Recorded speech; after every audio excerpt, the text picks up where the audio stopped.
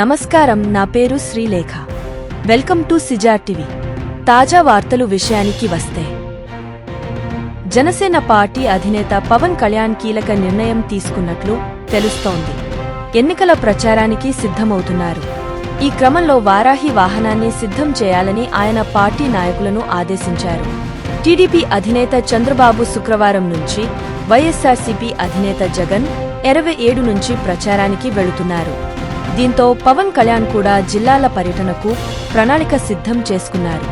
వచ్చే వారం పిఠాపురం నుంచే ఆయన ఎన్నికల ప్రచారాన్ని ప్రారంభించనున్నారు.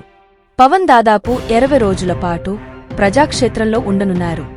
జనసేన పోటీ చేసే 21 స్థానాల్లో 2 సార్లు పర్యటించేలా ప్రణాళిక సిద్ధం చేస్తున్నారు. ఓవైపు జనసేన పార్టీ తరఫున ప్రచారం చేస్తూనే కూటమి తరఫున జరిగే ప్రచారంలో కూడా పాల్గొంటారు. ఈ ఎన్నికల్లో పవన్ కళ్యాణ్ పిఠాపురం అసెంబ్లీ నియోజకవర్గం నుంచి పోటీ చేస్తున్న సంగతి తెలిసిందే. ఈ క్రమంలో పిఠాపురంలో ప్రచారంపై ఎక్కువగా ఫోకస్ పెట్టే అవకాశం ఉందంటున్నారు.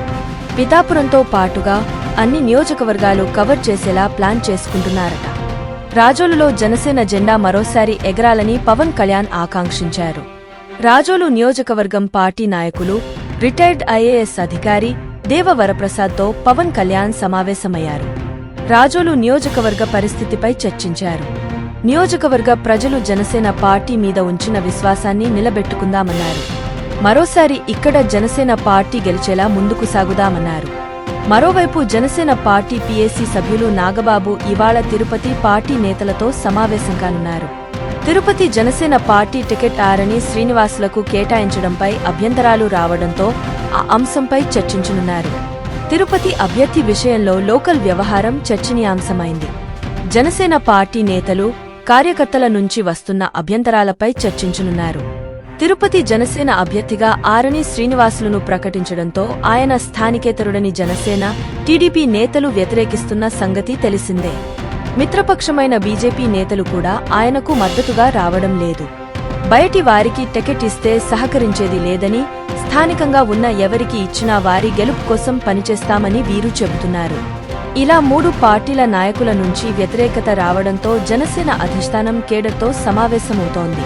తిరుపతి జనసేన నాయకులతో అధినేత పవన్ కళ్యాణ్ మాట్లాడతారా, ఆయన తరపున నాగబాబు, నాదెండ్ల మనోహర్లు మాట్లాడతారా అన్నది చూడాలి. ఇప్పటికే ప్రకటించిన అభ్యర్థి ఆరణి శ్రీనివాసులకు సహకరించాల్సిందిగా కోరతారా, లేక ప్రత్యామ్నాయం వైపు అడుగులు వేస్తారా అన్నది ఆసక్తికరంగా మారింది. మరొక తాజా వార్తలతో మీ ముందుకు మళ్లీ వస్తాను. అంతవరకు సెలవు. సిజేఆర్ టీవీని సబ్స్క్రైబ్ చేయండి. ఈ వీడియోను లైక్ చేయడం మరియు షేర్ చేయడం మర్చిపోవద్దు.